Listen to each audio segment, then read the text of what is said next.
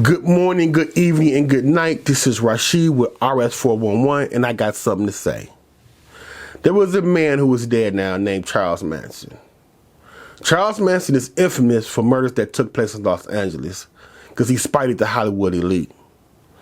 Although they say it's caught the Manson family were responsible for over 35 murders, they were most infamous for killing Hollywood actress Sharon Tate while she was pregnant in the home of renowned director Roman Polanski.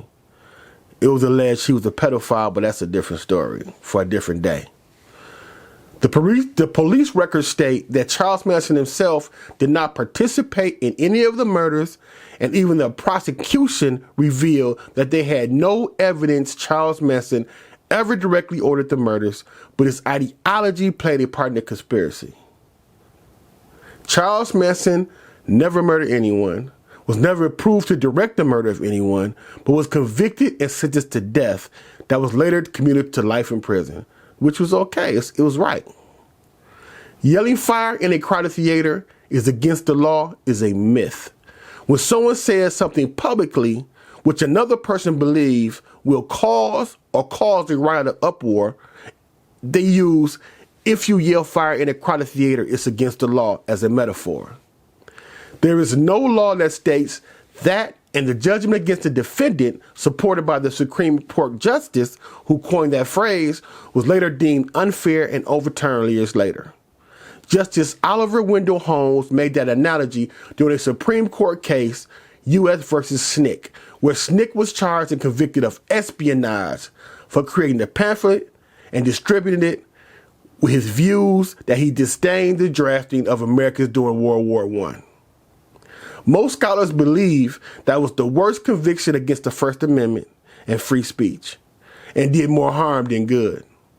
A man wrote a pamphlet against the draft that did not ask nobody to become violent, did not cause any violence, and you say the First Amendment doesn't protect him? Ludicrous. That is why it was overturned. This brings us to Donald Trump and the insurrection.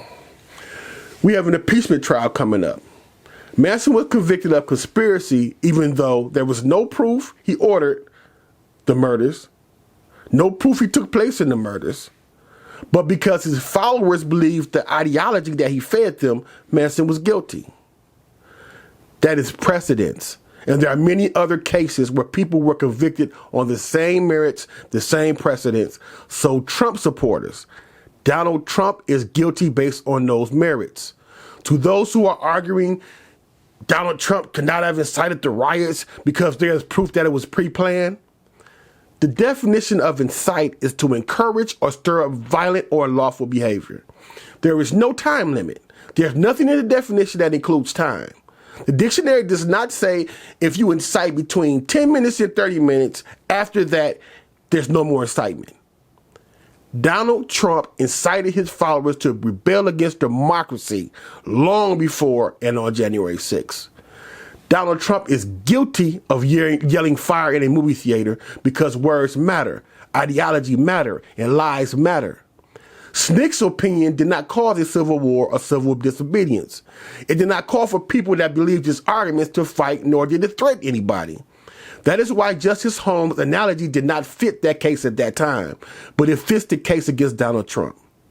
See, Snick had an opinion that drafting American civilians against their will was unfair, a reasonable argument.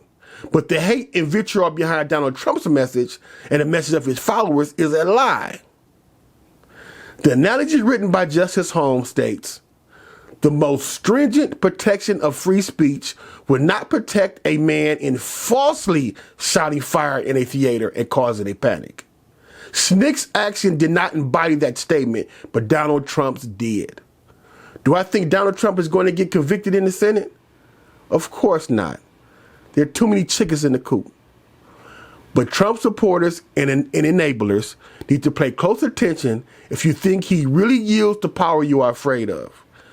Trump rolled in on the Obama economy, yes he did, and lost that economy to the coronavirus because he lost the coronavirus.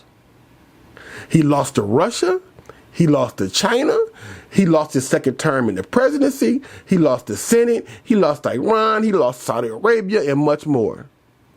The big winner has always been a big loser. And in the end, he will lose you. It's time to wake up.